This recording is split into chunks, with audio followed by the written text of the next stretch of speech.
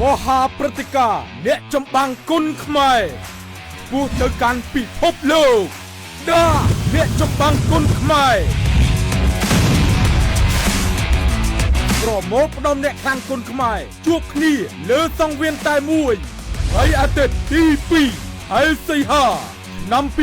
2026ការប្រកួតដណ្ដើមខ្សែក្រវ៉ាត់ប្រភេទទម្ងន់60គីឡូក្រាមរដូវកាលទី3រវាងម្ចាស់ពានទាំង8រូបសប្តាហ៍ទី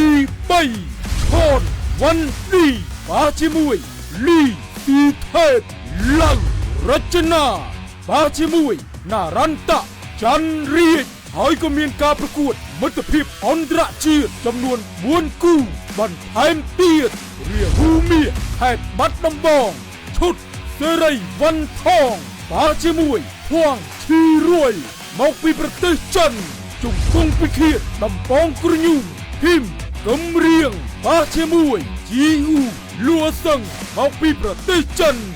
ឡាជំទង់ចង្គមប្រាក់នៅវ៉ាន់ថនបាជាមួយអាមីរ៉ាលីយូសេហ្វីមកពីប្រទេសពីរ៉ុងជំនួបសងទឹកអ្នកលេងឡាយកែង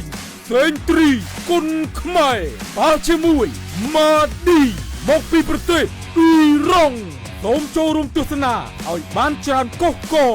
នៅបរិវេណស្ថានីយ៍ទូរទស្សន៍ប៉ុស្តិ៍លេខ5ព្រែកកំពឹសហើយក៏មានការផ្សាយផ្ទាល់ពិសេសនៅលើទូរទស្សន៍ប៉ុស្តិ៍លេខ5តាម App YouTube និង Facebook ប៉ុស្តិ៍លេខ5និងនៅលើទំព័រ Facebook Page ផ្លូវការរបស់ភេសជ្ជៈបើកម្លាំងដា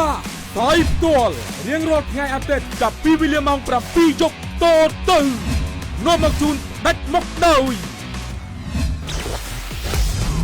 Das រង្វាន់ខ្លាំងឈ្នះច្រើន